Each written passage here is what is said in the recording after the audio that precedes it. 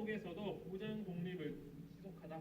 요건 보도록 할게요. 자, 이제 지난 시간 20년대에 이 무장 독립 전쟁을 이어가지고 이제 30년대 무장 독립 전쟁이 시작이 되는데 이때 특징은 바로 이 한중 연합 작전이에요. 한중 연합 작전. 한국과 중국이 함께 연합을 해가지고 일본에 맞섰다. 그래서 한중 연합 작전이 실시되는데 읽어보면 30년대 혁신의회는 한국 독립당과 한국 독립군을 조직하여 북만주 중시 활동하였고 이 국민부는 이 조선혁명당과 이 조선혁명군을 조직하여 남만주 일대에서 활약하였다. 이게 그 이전 시간에 배운 내용이었고 이제 앞으로 와가지고 어떤 활동을 하는가 보면 먼저 이 한중 연합 작전이 만들어지게 된 배경이에요. 배경. 그 밑에는 활동인데 이 배경을 보면 첫 번째 이 만주 지역은 그 대공황의 여파로 이 농민 생활이 어려워져 있는 그런 상황에 처해 있었거든요. 그 대공황이 뭐냐? 1929년 이 미국에서 먼저 발생한 건데 미국에서 이제 많은 경제 성장이 이루어지니까 미국이 너무 자신만만했던 거예요.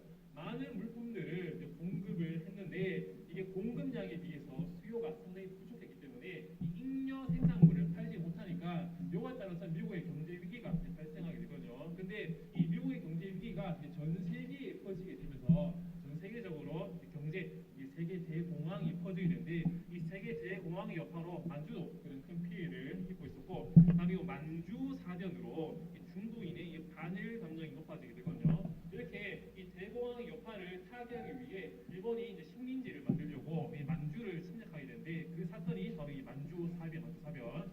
그 이제 시간에 배웠을 건데 그 만주 사변의 결과로 이제 만주국 당시 청나라 마지막 황제 토이를 내세운 이 만주국이 세워지게 되거든요. 그에 따라서 이런 만주 사변을 계기로 이 중국인의 반일 감정이 높아지고 이러한 분위기 속에서 위에 있는 이 한국 독립군, 이 조선혁명군이 중국과 함께 연합을 하여 이 독립 전쟁을 전개하게 되거든요. 그 이들의 활동을 보면 남만주에 이 남만주에는 그 양세봉이라는 사람이 지휘하는 요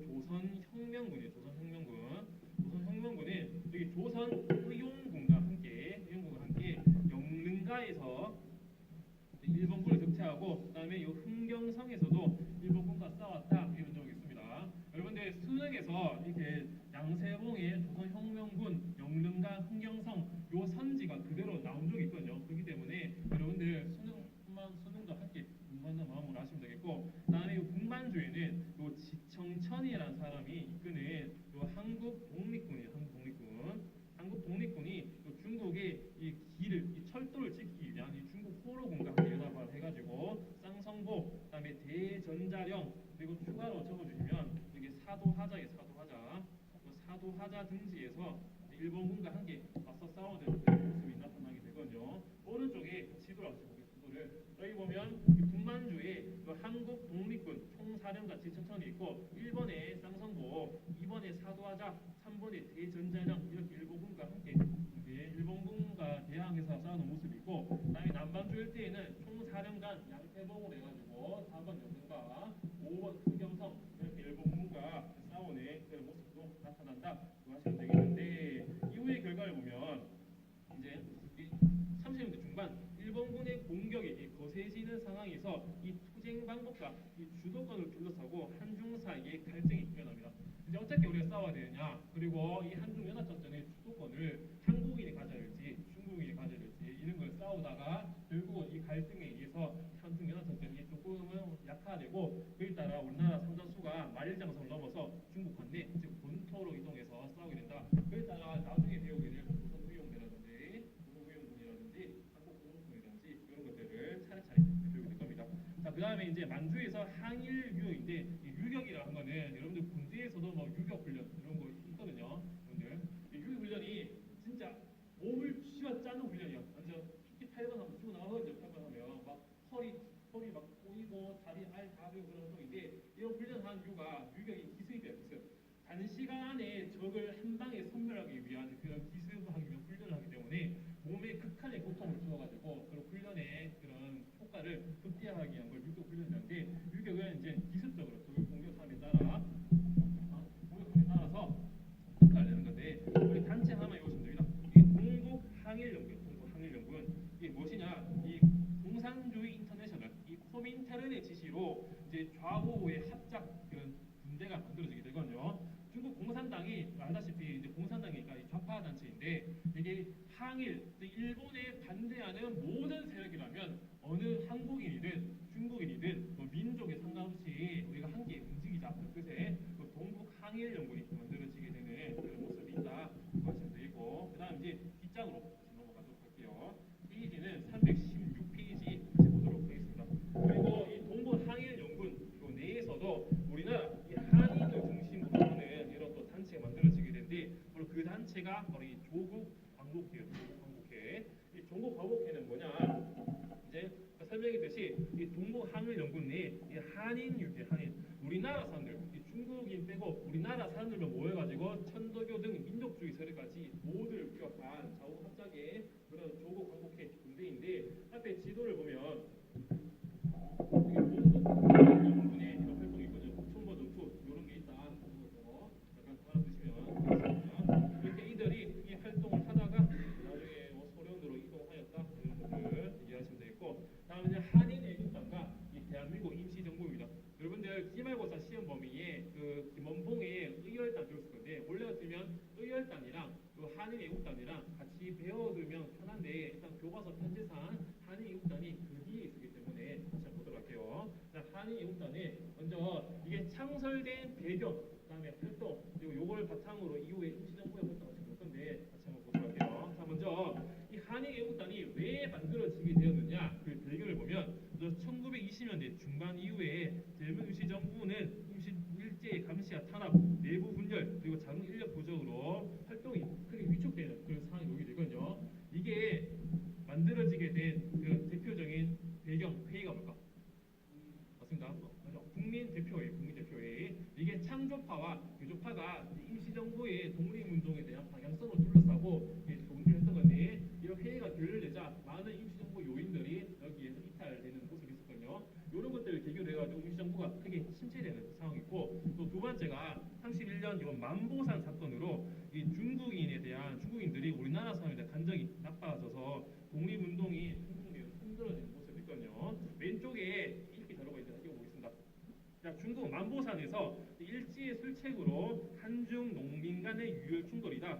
요 수로예요, 수로. 당시 만주 이런 지방에 아니 중국 지방에 우리나라 사람들이 많이 살고 있었는데 농사를 짓기 위해서는 물이 절대적으로 필요하거든요. 그래서 요 물을 한국 농민이 일하는 농토에 될지 아니면 중국 농민이 일하는 중국 농토에 될지 요걸 두고 한국 농민과 중국 농민 간에 싸움을 하다가 이게 이제 일본이 중간에 들어와가지고 판정을 해주는데 근데 특이하게 일본 경찰이 우리나라 편을 들어주는 거야. 그러니까 중국인도 화나니 아니 우리나라 영토인데 왜 너희가 마음대로 하느냐 따라 우리나라 사람에 대한 중국인들의 이런 감정이 안 좋아지는 그런 사건이 일어나게 되거든요. 그리고 세 번째는 이 김구가 일제의 주요 인물을 제거해서 이제 우리나라 임시정부의 침체된 분위기를 살리고자 이런 목적을 두고 이런 배경을 통해 이제 한인 이국대가 만들어지게 된다. 그래서 이들의 활동을 보면 첫 번째로 이봉창 의사가 이제 도쿄에서 일본 동경에서 일본 천황 국왕이 타고 마차에다가 폭탄을 던져가지고 일본 천황을 죽이려고 했는데 이게 실패하는 그런 사건도 있었고 두 번째가 윤봉길 의사가 당시 상하이 홍포 공원에서 이제 의거를 이제 하게 되거든요. 당시 뭐냐 이제 만주 사변 이후 이제 또 일본이 상하이 지도가 있는데 1932년 상하이 사변이 일어났거든요. 일본이 상하이에 들어와게 해가지고 상하이 들어와서 이제 상하이를 점령한 사건이 있었는데 그 상하이를 점령한 일본이 이 승리를 축하하기 위해서 축하 파티를 전승 기념 행렬을 열게 되는데 여기서 윤봉길 의사가 폭탄을 던져가지고 일본의 뭐 원스타, 투스타, 쓰리스타, 포스타 이런 장성들을 폭사시키는 그런 일이 있었거든요. 그래서 교과서를 읽어보면 홍포 공원에서 열린 일본 국왕의 생일 및 상하이 사변 승리를 축하하는 기념식에 이 폭탄을 던져 일본 장성과 다수의 공관을 처단하는 모습이 있었는데 요거에 대한 결과가 당시 장제스 중국 국민당의 대표 장제스 또는 장계석이라는데 장제스가 이 중국의 이 100만 대군도 해내지 못한 일을 한국의 한 청년이 해냈다라고 하면서 이를 계기로 해가지고 한국의 독립운동에 냉담했던 중국인들의 태도가 이제 변화합니다. 와 우리나라에 있었던 이런 사건을 한국인들이 조금은 도와주는구나 이렇게 인식이 바뀌게 되고 이를 계기로 중국 국민당 정부가 이제 한국의 독립운동 특히 임시정부를 적극 지원하게 되는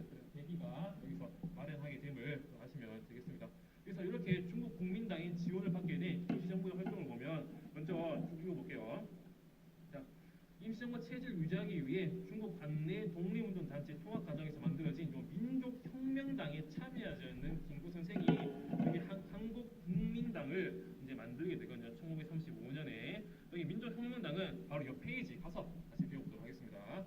한국 국민당 만들어지는데 한국 국민당이 무엇이냐? 역시 일본에 대해서 반드시 당연히 저항을 하고 반제국주의, 제국주의도 저항을 하고 또 하나가 우리는 사회주의, 공산주의에도 조금은 참여하지 않겠다. 이런 여론에 따라서 김원봉이 만든 요 민족혁명당에 대항하기 위해 김구 선생이 한국 국민당을 만들게 되거든요. 근데 이후에 민족혁명당에서 탈당한 조소왕의 한국 독립당과 지청천의 조선혁명당과 함께 민주주의 계열의 연합체인 요 한국 광복운동 단체 연합회가 만들어집니다. 김구 선생의 한국 국민당과 조소왕의 한국 독립당, 지청천의 조선혁명당이 이런 단체를 만들게 되고 이에 따라서 민족주의계 한국 광복운동 단체 연합회, 사회주의계 조선 민족전선연맹은 아니었다. 이런 것들 아시면 되겠습니다. 지금 단체들이 많이 나오거든요. 조선의용대니, 조선의용대 화북지회니, 조선의용부이니, 이렇게 한국광복운동 연합회니, 한국국민당이니, 한국독립당이니, 또 그래도 한국독립당이니 막 헷갈리거든요. 그렇기 때문에 지금은 이런 게 있구나 이해하시고 이게 한 두 번, 세 번, 네 번 보다 보면 이제 눈에 들어오고 구분이 되기 시작하거든요. 그렇기 때문에 일단은 아까 말했듯이 이런 단체가 있구나 이해만 하시고 일단은 알아두면 되겠습니다. 자, 이 페이지 가가지고 이제 중국 관내 민족운동 317페이지를 같이 한번 보도록 할게요. 317페이지. 자, 일제가 이게 만주 사변 등등을 해가지고 대일전선이 여기 화베이 지방, 화북 지방으로 옮겨지자 이 중국 관내, 중국이 이제 대륙 내가 이제 무장 투쟁의 중요한 거점으로 떠오르게 되거든요. 그에 따라서 중국 관내 우리나라 독립운동 세력 사이에서 일본에 맞서서 모든 세력을 하나로 통합해서 힘을 모으자 이런 여론이 만들어짐에 따라 민족혁명당이 이제 조직이 됩니다. 민족혁명당. 민족혁명당은 이게 무엇이냐? 첫 번째로 여기 참여 단체는 한국 독립당 참여하게 되고 김원봉의 의열단, 그다음에 조선혁명당이 만들어지게 되는데 또 한국 독립당에는 이 조소왕 선생이 대표로 있었고 조선혁명당에는 이 지청천이 대표로 있었다.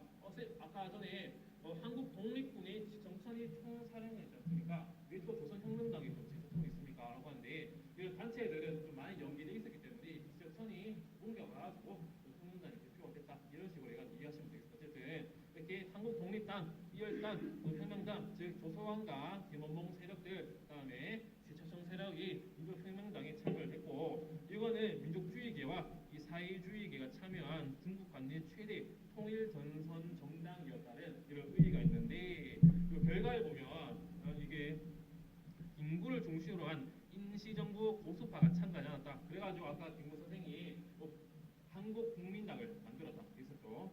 두 번째가 좌경화된 의열단이 주도권을 잡자 조소왕 지청청이 여기서 이탈한다. 당시 의열단 중심, 김원봉을 중심으로 했던 의열단이 민족혁명당을 자기 마음대로 주무르니까 아니 민족혁명당은 민족주의 계열과 사회주의 계열이 함께 움직이는 단체인데 왜 너희 마음대로 주도권을 잡고 이걸 마음대로 이끌어 나가느냐. 여기에 불만을 품은 조소왕 지청청 세력들이 여기 한국 광복운동 연합회로 빠지게 된다.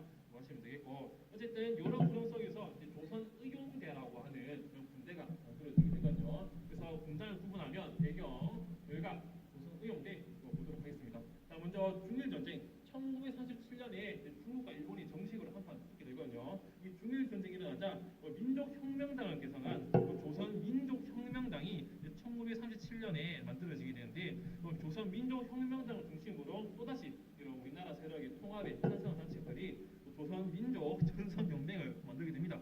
단체 많이 나오죠. 이 조선민족전선연맹을 만들게 되는데 또 조선민족전선연맹의 산하에 군대가 만들어지거든요. 아까 말했듯이 조선의용대라고 하는 이런 군대가 중국 국민당의 정부를 지원하게 되는데 이들의 주요 활동을 보면 이들은 정보 수집, 이 전쟁에 대해서 작전을 볼까? 포로 신문 잡은 일본인 포를 잡아가지고 너희 작전이 뭐냐, 암호가 뭐냐 말하게 되고 또 하나는 후방교란, 후방에서 이게 일본군의 정신을 흐트러지기 위한 활동을 한다든지 이렇게 전선에서 직접 총칼을 들고 싸우는 게 아니라 후방에서 그냥 중국 국민당을 지원해주는 그런 역할을 했거든요. 그런데 이게 국민당이 점점 일본과 맞서서 싸우길 끌어내는 모습이 있었고, 그다음에 우리도 일본과 싸우고 싶다. 왜 우리가 후방에서 이렇게 후방 교란에만 참여해야 되냐? 우린 직접 전선에서 총칼을 들고 일본에 싸우고 싶다라고 하는 세력들이 이제 중국의 화북지방, 이 화베이 지역으로 이동하게 되거든요. 그래서 만들어지는 군대가 또 조선의용대 화북지대, 조선의용대 화북지대. 이들의 전투가 또 이어졌는데 전투를 보면 이 포가장 전투라든지 그다음에 반소탕전 이런 등등에 참여를 해가지고 일본군이 이렇게 일본군에 맞서 싸웠다 이런 거 아시면 자, 되겠습니다.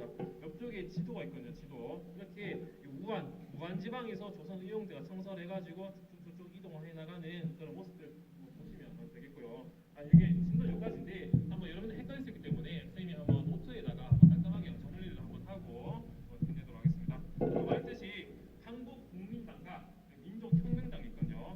한국국민당에는 김구 선생이 민족혁명당에 대항하기 위해서 만들었고, 민족혁명당에는 여기 의열단의 김원봉을 중심으로 해서 지청천, 그다음에 요 조소왕 세력이 참여를 했는데, 나중에 이게 또 한국광복운동 단체 연합회가 만들어지게 된다. 이게 뭐냐? 당시 김원봉 중심의 의열당 중심의 이런 주도권을 잡게 되자 이에 불만을 품은 요 지청천과 그다음에 요 조소왕 세력이 민족혁명당에서 이탈하게 되거든요. 이탈함에 따라 이 한국광복운동 연합회에 여기서 여기 김구 선생과 함께 참여를 하게 되고, 이런 과정 속에서 민족혁명당이 또 조선 민족혁명당을 중일전쟁 이후에 만들게 되고, 또 이후에 조선민족 전선연맹이 만들어지는 그런 모습이 나타남을 알면 되겠는데, 아까 배웠듯이 이 조선민족 전선연맹의 그 산하 군대가 뭐였을까? 맞습니다. 조선의용대가 1938년에 만들어지게 되거든요. 그런데 이들이 이제 중국 국민당의 지원하에 후방에서만 싸우기 때문에 이에 불만을 품은 세력들이 화북지방으로 이동을 해가지고 조선의용대의 화북지대로 따로 떨어져 나가게 되고, 나중에 조선의용대 화북지대가 조선 독립동맹 산하하에 이 조선의용군으로 이제 발달하게 된다. 요거는 다음 시간에 배우게 될 거고요. 다음에 요 한국광복운동 단체 연합회가 나중에 어떻게 발달되는가 보면 이게 한국 독립당으로 임시정부의 여당으로서 1940년에 한국 독립당이 만들어지게 되거든요. 선생님 아까 30년대 한국 독립당과 40년에 만들어진 이 한국 독립당 같은 단체입니까? 완전 다른 단체니까 좀 구분하시기 바랄게요. 어쨌든 임시정부의 여당인 한국 독립당이 만들어지게 되는데, 한국 독립당의 이런 주요 산하 부대가 이 한국 광복군이다. 이걸 아시면 되겠거든요. 근데 조선의용대의 일부 세력들이 여기 한국 광복군에 1942년에 들어오게 되거든요. 그래서 여기에는 김원봉 등의 일부 세력이 1942년에 한국 광복군으로 들어오게 됨으로써 총 4년간의 지청천, 9사년간의 김원봉 이렇게 한국 광복군을 이끌게 되는 모습이 있습니다.